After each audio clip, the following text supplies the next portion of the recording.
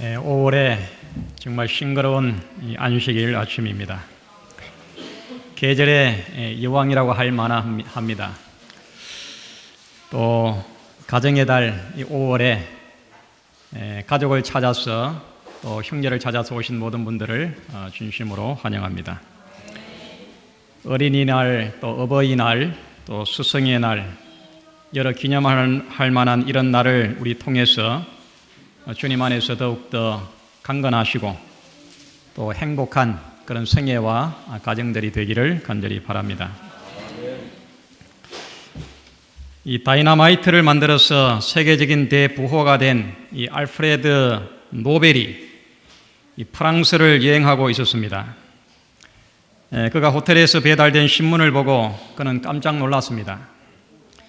신문 일면에 대문짝만하게 이 알프레드 노벨 사망이라고 하는 이 기사를 봤습니다. 그 기사는 명백한 오보였습니다. 노벨의 형이 사망을 했는데 신문사에서 형의 이름을 잘못 쓴 것입니다. 자기의 이름을 잘못 쓴 것입니다. 그렇지만 이 노벨은 그 기사를 보고 굉장한 충격을 받았습니다. 그는 하루 종일 호텔에 틀어박혀서 삶과 죽음에 대해서 생각을 했습니다. 내가 만약에 이대로 숨을 거둔다면, 이 신문의 기사처럼 내가 만약에 생명이 끊어진다면, 이 세계적인 발명가라는 명예와 엄청난 재물도 그에게는 아무런 의미가 없다고 생각했습니다. 이 모든 것은 생명과 전혀 무관한 것이라고 그가 깨닫게 됐습니다. 문득 그는 자신이 역사의 큰 죄인임을 깨닫게 됐습니다. 그가 인류의 평화를 위해서 만든 이 다이너마이트가 살상 무기로 바뀌어 가지고 전쟁에서 무수히 많은 사람이 자기가 만든 다이너마이트 때문에 지금 죽어가고 있었습니다. 그는 심한 죄의식에 빠졌습니다. 그는 속죄하는 마음으로 자기의 전 재산을 국가에다가 헌납하기로 결심을 했습니다. 그가 헌납한 그 기금을 통해 가지고 만들어진 것이 바로 노벨상입니다. 신문의 잘못된 오보 때문에 세계 최고의 상이 만들어진 것입니다. 자신의 죽음의 의미를 깊이 생각하고 그것을 인정하고 받아들임으로 그의 삶이 바뀌게 되었고, 그는 인류를 위해서도 아주 아름다운 유산을 남기게 되는 계기가 되었습니다. 여러분, 죽음이 무엇입니까? 왜 사람이 죽습니까? 죽음은 저주입니까? 죽음 이후에는 어떻게 됩니까? 나는 언제라도 당당하게 죽을 준비가 되어 있습니까? 죽음에 대해서 성경이 어떻게 말씀하고 있는지 오늘 이 시간을 통해서 성경의 정확한 해답을 찾게 되기를 바랍니다. 다 함께 하나님의 말씀 로마서 6장을 펴겠습니다. 6장 23절, 로마서 6장 23절 이 한 절입니다. 우리 함께 찾으셔서 읽겠습니다. 신약성경 247페이지 로마서 6장 23절 찾았습니까?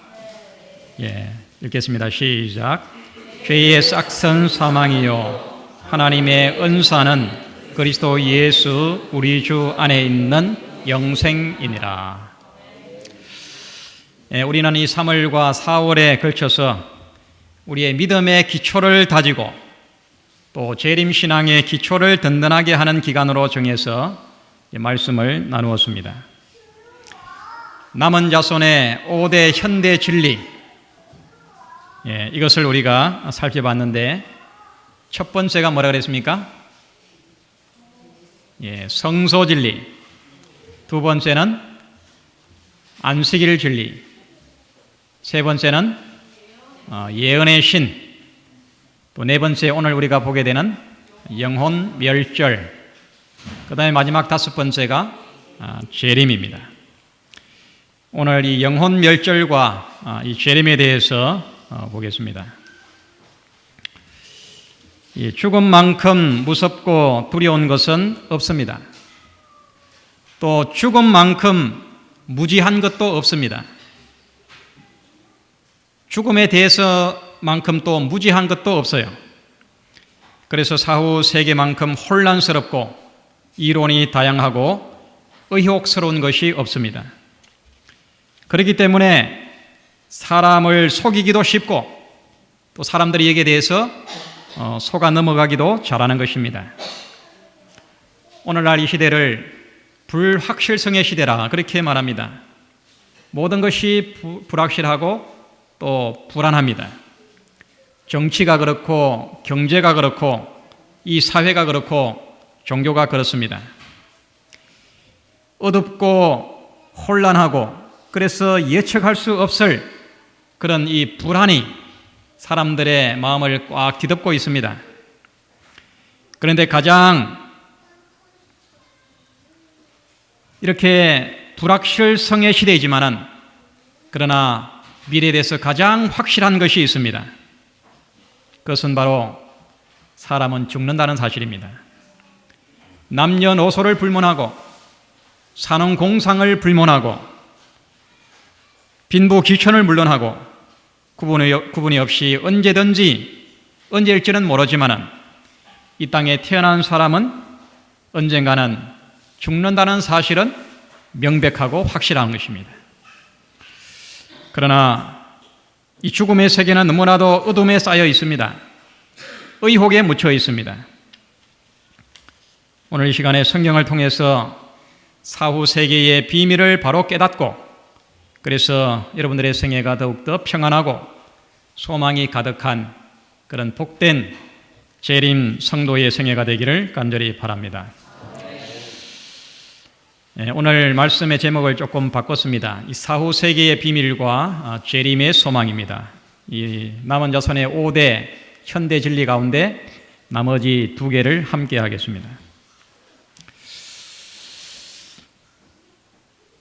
이 사후의 세계에 대해서 영혼 불멸 사상을 믿는 사람들이 참 많습니다. 영혼은 불멸한다. 우리의 몸은 죽지만은 영혼은 살아있다. 이것이 바로 영혼 불멸 사상이에요. 그래서 사람들은 지옥을 믿고 또 연옥을 믿고 또 환생을 믿고 또 사람의 영혼이 귀신이 된다. 그렇게 알고 있습니다. 여러분 그렇게 알고 있습니까? 이것을 여러분 믿습니까? 우리가 오늘 읽은 이 기억절의 주제절에 로마서 6장 23절에 죄의 싹이 뭐라고요? 죄의 싹은 사망이요 그랬습니다. 이 죽음을 이해하기 위해서는 왜 죽는지를 알아야 됩니다. 사람은 병이 들어서 죽는 것도 아니고 늙었기 때문에 죽는 것도 아니고 사고나 재난을 당했기 때문에 죽는 것도 아닙니다. 근본적인 죽음의 원인은 바로 죄로 인해서 죽는 것입니다. 죄의 결과로 죽는 것입니다. 사람들은 죽으면서도 왜 죽는지 그 죽음의 이유를 모르면서 죽는 것입니다. 또한 죽으면 어떻게 되는지도 모릅니다. 그렇기 때문에 사람들은 죽음을 두려워하는 것입니다. 사후 세계가 어떻게 되는지를 모르기 때문에 사람이 죽음을 무서워하는 것입니다. 사망이 무엇인가? 사망을 하면 어떻게 되는가? 이 사망에는 2가지 사망이 있습니다. 여러분 이것을 잘 알아야 됩니다. 사후 세계를 이해하기 위해서는 죽음에는 2 종류가 있습니다. 보통 사람의 죽음을 뭐라고 부릅니까? 초상이라고 합니다. 이 초상집이다. 이 초상났다. 그렇게 말합니다. 이 초상이라는 한자는 처음초 상례상입니다. 장례상이에요. 처음 죽음이란 뜻입니다. 여러분 이 초상이라고 하는 말이 사람의 죽음을 초상이라고 한다는 것은 이 둘째 죽음, 이 재상이 있다는 말이에요. 그래서 성경 요한계시록 20장 14절로 15절에 사망과 음부도 불못에 던지오니 이것은 뭐라고요? 둘째 사망이라 곧 불못이라. 누구든지 생명책에 기록되지 못한 자는 불못에 던지오더라. 그래서 죄의 싹선 사망이라고 할 때의 그 사망은 몇째 죽음일까요? 둘째 죽음을 가리킵니다. 창세기 2장 17절에 하나님께서 세상을 창조하시고 아담과 하와를 만드신 다음에 그들에게 이렇게 말씀하십니다. 선악을 알게 하는 나무의 실과는 먹지 말라. 내가 먹는 날에는 정령 죽으리라. 이 죽음 또한 둘째 죽음입니다. 그러면 여러분, 이 첫째 사망, 첫째 죽음은 무엇입니까? 이것을 성경은 잠이라고 말합니다. 이것은 하나님께서 불순종해서 죄를 지음으로 둘째 사망을 당하게 된 죄인을 구원하기 위해서 마련된 하나님의 축복인 것입니다. 범죄한 인류를 적시 심판하지 아니하시고 예수 그리스도를 믿음으로 말미암아 구원의 길이 마련이 되었습니다.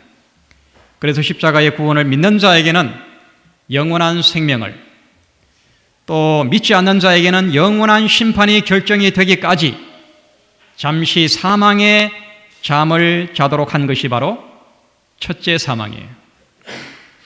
이것은 오직 십자가의 은혜로 주어진 하나님의 은총입니다. 바로 이것이 첫 번째 사망입니다. 그래서 성경은 시편 116장 15절에 성도의 죽는 것을 여호와께서 귀중히 보시는도다. 이런 죽음은 절대 저주나 어떤 불행이나 재앙이 아닌 것입니다. 성도의 죽는 것을 여호와께서 귀중히 보시는도다. 요한복음 5장 28절로 29절에 이를 기히 여기지 말라. 무덤 속에 있는 자가 다 그의 음성을 들을 때가 오나니 선한 일을 행한 자는 생명의 부활로, 악한 일을 행한 자는 심판의 부활로 나오리라. 이렇게 성경은 분명하게 죽음에 대해서 말씀하고 있는데, 문제는 영혼불멸 사상을 믿는다는 것입니다. 모든 이방 종교의 공통점은 바로 이 영혼불멸 사상이에요. 사람이 죽으면 몸은 썩어서 흙이 되고 영혼이 살아있다. 영혼은 죽지 않는다. 그래서 귀신이 되고 또 악한 일을 많이 행한 사람은 지옥에 가고 이것도 저것도 아닌 사람은 연옥에 가가지고 대기하고 있고, 이 세상에서 업을 많이 쌓은 사람들은 좋은 곳에 또 환생을 하고, 이렇게 믿는 것입니다. 여러분, 이것은 성경의 가르침이 아닙니다. 이것은 오류입니다. 이것은 거짓입니다. 이교의 사상에서 기독교로 들어온 이교의 사상입니다. 그러면 이 영혼불멸 사상이 어디에서 시작이 됐는가? 영혼불멸 사상의 창시자는 누군가?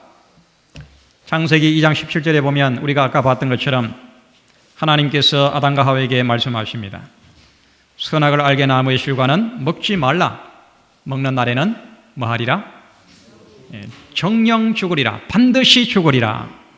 그렇게 했는데 사단이 하와를 유혹할 때에 이 하나님의 명확한 말씀을 뒤집어 놓습니다. 그래서 창세기 3장 4절에 보면 뱀이 여자에게 이르되 너희가 결코 죽지 아니하리라. 하나님은 선악과를 먹게 되면, 하나님의 법을 범하게 되면 정령 죽으리라고 했는데 사단은 결코 죽지 아니하리라. 그 말을 정면으로 대응을 합니다. 어떻게 됐습니까? 먹으면 정령 죽으리라는 그 말이 맞아요? 죽지 아니하라는 말이 맞아요? 예. 아담과 하와가 선악과를 먹은 즉시 그들에게는 죽음의 결과가 나타났습니다. 영광의 옷을 빼앗겨 버렸고 하나님이 두렵게 느껴지고 그래서 피해서 숨게 됩니다. 그들이 선악과를 먹은 즉시 그들에게는 이미 영원한 생명이 끊어져 버렸습니다. 둘째 사망이 그들에게 임한 것입니다. 결코 죽지 아니하리라고 한 이 사단의 이 첫 번째 거짓말을 사단이 정당화하기 위해서 또다시 한 번 더 거짓말을 합니다. 이것이 사단의 두 번째 거짓말이에요. 몸은 죽지만은 영혼은 죽지 않는다. 이것이 사단이 아주 자기의 말을 정당화하고 합리화하기 위해서 만들어낸 이 영혼 불멸의 시작입니다. 여기에서 모든 이교 사상의 공통점인 이원론 사상이 시작이 됩니다. 우리의 몸은 썩어서 흙이 되지만 영혼은 죽지 않는다. 살아있다. 영혼 불멸 사상이 여기서 시작이 됐습니다. 여러분, 이 말이 맞습니까? 틀립니까? 예? 이것을 우리가 알기 위해서는 사람이 어떻게 만들어졌는지를 보면 쉽게 알 수 있습니다. 하나님께서는 사람을 만드실 때에 창세기 2장 7절에 보면 여호와 하나님이 흙으로 사람을 지으시고 생기를 그 코에 불어넣으시니 사람이 생명이 된지라. 산 사람은 흙 플러스 생기입니다. 그러니까 산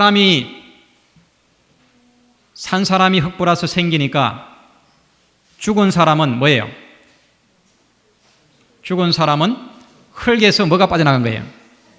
생기가 나간 것입니다. 흙 마이너스 생기가 죽은 사람이에요. 그런데 사람들이 많이 오해하는 것이 바로 이것입니다. 사단은 사람의 코에서 빠져나간 그 생기를 영혼이라고 가르칩니다. 그러나 이것은 영혼이 아닙니다.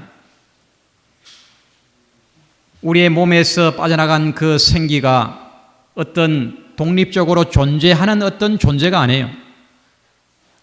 영혼이 아닙니다. 그냥 생명 그 자체예요. 하나님이 아담의 코에다가 불어넣었던 생명 그 자체를 하나님이 도로 취하신 것입니다. 그래서 전도서 9장 5절에 이렇게 말합니다. 무릇 산 자는 죽을 줄을 알되 죽은 자는 아무것도 모르며 다시는 상도 받지 못하는 것은 그 이름이 잊어버린 바 됨이라. 죽은 자는 뭐라고요? 아무것도 모르는 것입니다. 의식이 없어요. 살아서 인간 세계와 교통을 하고 복을 내리고 저주 내리고 화도 내리고 그런 것이 아닌 것입니다. 전기를 끊으면 전기가 그냥 없어지는 것처럼 우리의 생명, 하나님이 부르신 이 생명이 그냥 하나님이 도로 취하시는 것입니다.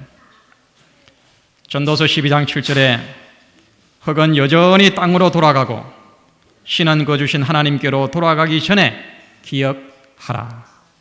이 신이 곧 생기인 것입니다. 생명 그 자체예요. 여러분 명확합니까? 사람이 죽어서 귀신이 되는 것이 아닙니다. 귀신은 타락한 천사예요. 사람이 죽어서 바로 천당 가고 지옥 가는 것이 아닙니다.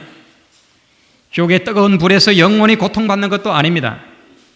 연옥에 가서 대기하다가 산 사람이 헌금을 하고 기도 많이 하면 천당에 가고 또 그렇지 않으면 지옥에 떨어지는 것도 아닌 것입니다.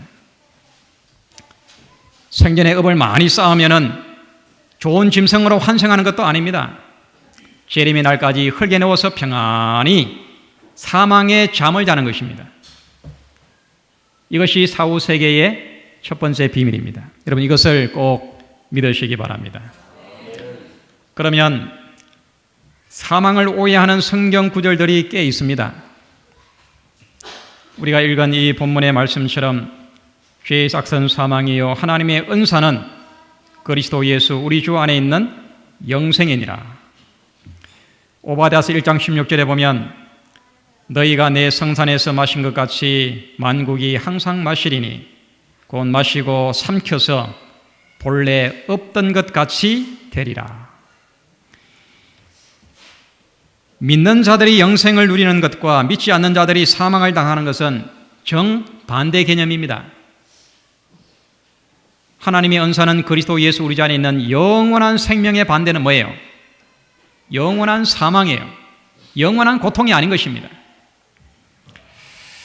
존재가 완전히 없어지는 것입니다. 오바닷에서 말씀하신 것처럼 본래 없던 것 같이 되리라. 이것이 구원받지 못한 자들의 최종적인 상태입니다. 그러면 왜 영혼 불멸을 사람들이 그렇게 믿고 또 그것을 주장하는가? 마태복음 3장 12절에 보면 침례 요한이 이렇게 기별을 전합니다.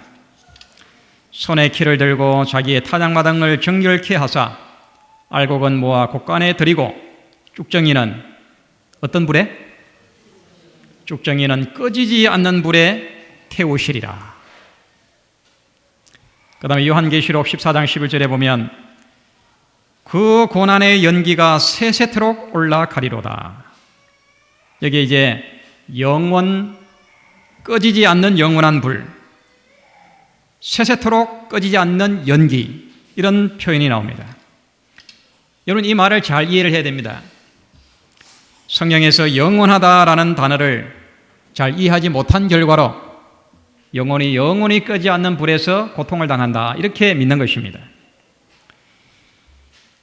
여러분, 이 구약에서 이 영원하다라고 하는 이 단어는 이 올람이라고 하는 히브리어예요. 그리고 신약에서 영원하다라고 하는 이 단어는 아이온이라고 하는 단어입니다. 그런데 이 두 단어는 이 두 형용사는 그가 수식하는 주어에 따라서 의미가 달라집니다.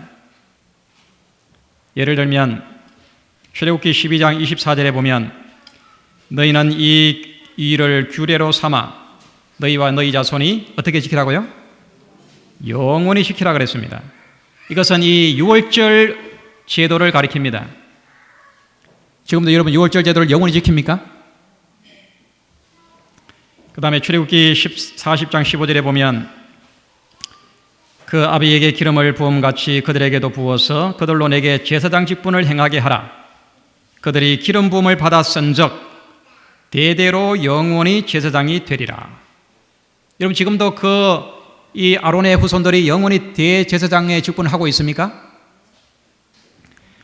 그 다음에 출애굽기 21장 6절에 보면 상전이 그를 데리고 재판장에게로 갈 것이요 또 그를 문이나 문술주 앞에로 데리고 가서 그것에다가 송곳으로 그 귀를 뚫을 것이라. 그가 영영히 그 상전이 되리라. 이 노예가 이제 7년이 되면 이제 자유하게 됩니다. 근데 그가 이 주인을 사랑해가지고 그가 이제 자유하지 않고 계속 그 주인의 종이 되겠다고 하면 그의 귀를 뚫어가지고 영원한 그의 종이 될 것을 표시를 하는 것입니다.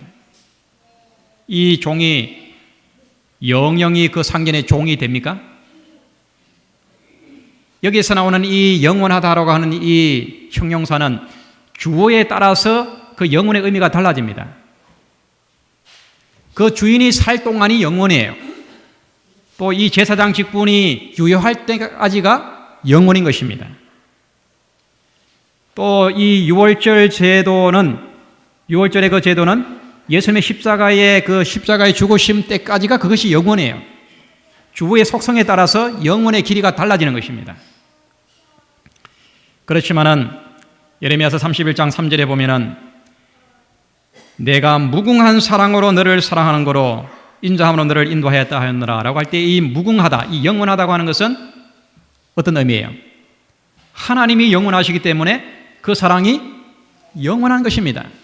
주어에 따라서 그 영원의 의미가 달라지는 거예요. 유다서 1장 7절에 보면 소돔과 고모라와 그 이웃 도시들도 저희와 같은 모양으로 간음을 행하며 다른 색을 따라 가다가 무슨 불의 형벌? 영원한 불의 형벌을 받음으로 그울이 되었느니라. 여러분, 이 소돔과 고모라가 지금도 불타고 있습니까? 그 죄악으로 인해서 소돔과 고모라가 유황불이 내려가지고 멸망을 했는데 그 멸망한 그 상태가 영원한 것입니다. 그것이 계속 불탄다는 의미가 아니에요. 그 멸망받은 심판의 불이 계속 타는 것이 아니라 그 심판이 완전하고 그 심판의 결과가 영원하다는 것입니다. 여러분, 이 불이 영원하다라는 말은 그 불이 꺼지지 않는다는 의미가 아니라 더 이상 태울 것이 없기 전에는 꺼지지 않는 완전한 심판의 불을 가리킵니다. 그 결과가 영원함을 강조하는 말입니다. 그 심판의 결과가 영원하다는 말이지 그 심판의 불이 영원히 꺼지지 않는다는 말이 아닌 것입니다. 여러분, 이 성경은 서로 모순되는 사상을 가르치지 않습니다. 성경의 사상은 하나입니다. 그리고 서로 일치하는 그런 진리를 우리들에게 가르쳐주고 있습니다. 성경을 여러분 전체적으로 균형지게 공부할 때에 성경 그 어디에도 죽음 후에 영혼이 존재한다거나 또 제2의 은혜의 시기가 있다고 가르치는 곳은 한 군데도 없습니다. 사람의 운명은 살아있을 동안에 예수 그리스도를 개인의 구주로 고백하고 영접함으로 사망을 이기고 구원에 이르게 되는 것입니다.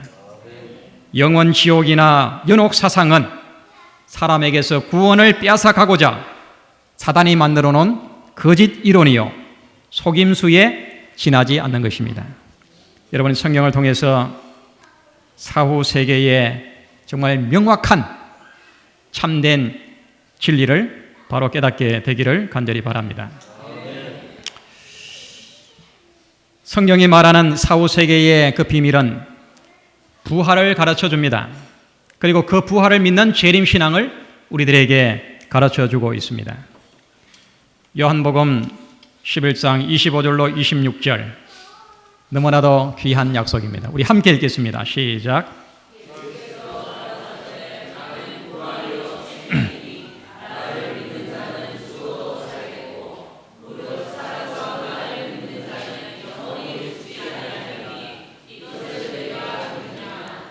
아멘. 죽은 지 나흘이 된 그 나사로를 예수님께서 살려내실 때 그때 무덤 앞에서 선포하신 말씀이 바로 이것입니다. 나는 부활이요 생명이니 나를 믿는 자는 죽어도 살겠고 무릇 살아서 나를 믿는 자는 영원히 죽지 아니하리니 이것을 네가 믿느냐? 여러분 믿으십니까?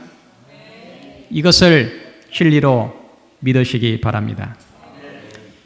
영혼 불멸을 믿고 죽는 자마다 천당에 가고 지옥에 간다라고 하면 부활은 필요가 없게 됩니다.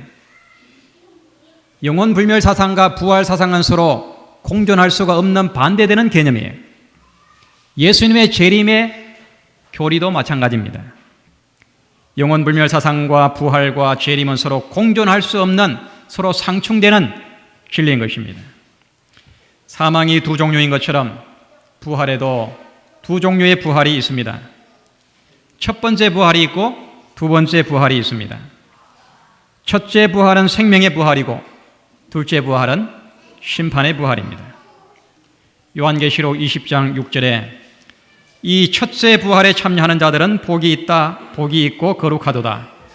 둘째 사망이 그들을 다스리는 권세가 없고 도리어 그들이 하나님과 그리스도의 제사장이 되어 천년 동안 그리스도로 더불어 왕노릇하리라. 그러면 언제 부활을 하는가? 죽은 자들이 잠자는 가운데 있다가 언제 부활을 하는가? 데살로니가전서 4장 16절로 17절에 주께서 호령과 천사장의 소리와 하나님의 나팔로 친히 하늘로 쫓아 강림하시리니 이때가 언제예요? 예수님께서 이 땅에 재림하시는 그 장면입니다. 하늘로 가시면서 예수님께서 내가 다시 오겠다고 약속을 했어요. 그 재림 때에 호령과 천사장의 소리와 하나님의 나팔로 하늘로 이 땅에 강림하실 때에 그리스도 안에서 죽은 자들이 먼저 일어나고 예수 그리스도를 개인의 구주로 믿고 죄 사함을 받고 부활의 소망 가운데 잠자는 성도들이 무덤을 열고 일어나겠다고 했습니다. 이것이 첫째 부활이에요. 그 후에 우리 살아남은 자도 저희와 함께 구름 속으로 끌어올려 공중에서 주를 영접하게 하시리니 그리하여 우리가 항상 주와 함께 있으리라. 최고의 복된 소망은 재림의 소망입니다. 주님께서 분명히 곧 다시 오십니다. 요한계시록 22장 20절 성경의 마지막 결론이에요. 함께 읽겠습니다. 시작.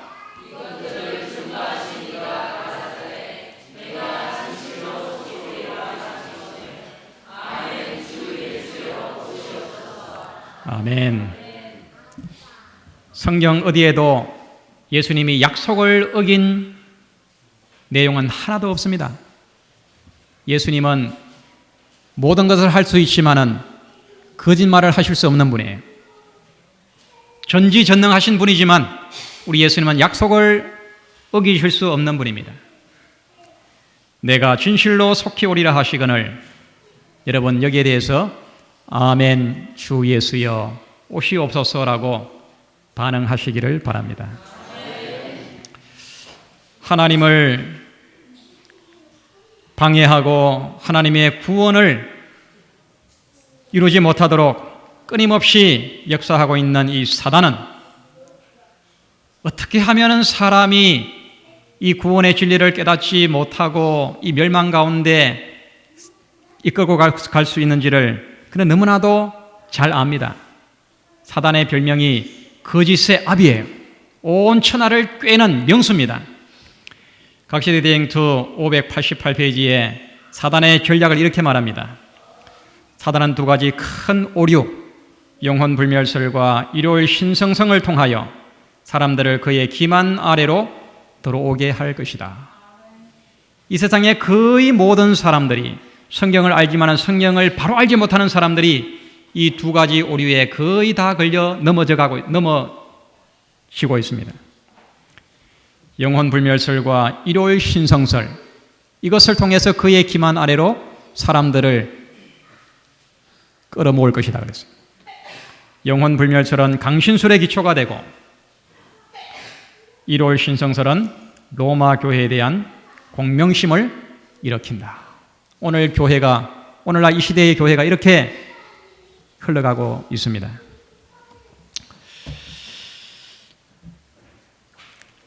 이 로저, 이 모너라고 하는 이 한 분이 있었는데 그는 정말 파란만장한 인생을 그가 살아왔습니다. 어린 시절에 그는 천주교를 다녔어요.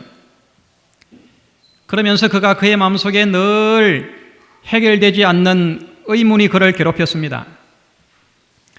예수께서 이 땅에 계실 때에 그렇게 관대하시고 사랑이 많은 분이셨는데 왜 하늘로 승천한 이후에는 사람을 이렇게 못 살게 굴까? 이리도 좋은 분이 인간들을 왜 이렇게 괴롭게 할까? 이 땅에서 지은 그 작은 죄 때문에 그들을 연옥에 몇백 년씩 불에 타는 벌을 줄까? 이것이 그의 고민이었어요. 성경에 보면 예수님이 이렇게 착한 일을 하시고 도와주시고 가난한 자를 도와주시고 병자를 고치시고 이렇게 선한 분이신데 왜 하늘에 가서는 이렇게 아주 악한 분이 됐을까? 그래서 어머니에게 질문을 했습니다. 하나님이야말로 장례 미사 예식을 드릴 돈이 없는 사람들의 영혼을 연옥에 데려가서 형벌을 받게 하는 아주 못된 분이라는 것을 그가 어머니의 말씀과 또 교회를 보면서 그렇게 결론을 지었어요. 하나님은 아주 못된 분이다. 그러니까 그 이후에 그가 군회를 갔습니다. 군회를 가서 이 초자연주의에 빠졌어요. 그래서 죽은 영혼과 대화하는 모임에 그가 가입을 하게 됐습니다. 그 모임은 이제 군복무를 마치고 초자연주의에 빠져가지고 악마와 서로 교통하는 단체였습니다. 거기서 여러 사람을 만났는데 어떤 사람은 투시력을 통해서 사람의 그 속을 들여다보고 텔레파시를 통해서 뭔가 이게 초자연 현상을 보고 또 어떤 사람은 의사였는데 최면술을 통해 가지고 사람을 치료하는 것을 그가 봤습니다. 그렇게 하면서 이제 그가 그 모임에 참석하면서 그는 이 점을 치는 능력을 받았습니다. 점. 그래서 이제 밤에 꿈을 꾸면은 경마에서 그 다음 날에 어떤 말이 이기는지를 그가 알게 됐어요. 점 치는 능력을 받아가지고. 그래서 이제 경마장에 가가지고 이렇게 그 말을 찍기만 하면 그 말이 우승을 하는 것입니다. 그래서 엄청나게 많은 돈을 벌었어요. 그리고 이제 그 모임에서 이제 그 모임을 주관하는 이 대주교와 대화를 하는 가운데 이런 내용을 이야기하는 것입니다. 세상의 모든 사람들이 속았지만은 재림 교인들만은 속일 수가 없다. 왜 그러냐 하면 재림 교인들은 성경에 나오는 창조의 기념일인 안식일을 지키기 때문에 그들은 악한 이 거짓 영에 속아 넘어가지 않는다는 것입니다. 창조주가 특별히 그들을 보호하고 있기 때문에 그 위대한 영적 능력이 그들을 잘 보호하고 있다는 것입니다. 그래서 거기에서 도대체 안식일을 지키는 사람들이 누군가 의문을 가지게 됐어요. 그 이후에 그가 직장을 다니는데 신입사원이 들어왔어요. 그런데 이 신입사원이 안식일을 지키는 사람이었습니다. 토요일만 되면 일을 안 하고 교회를 가는 거예요.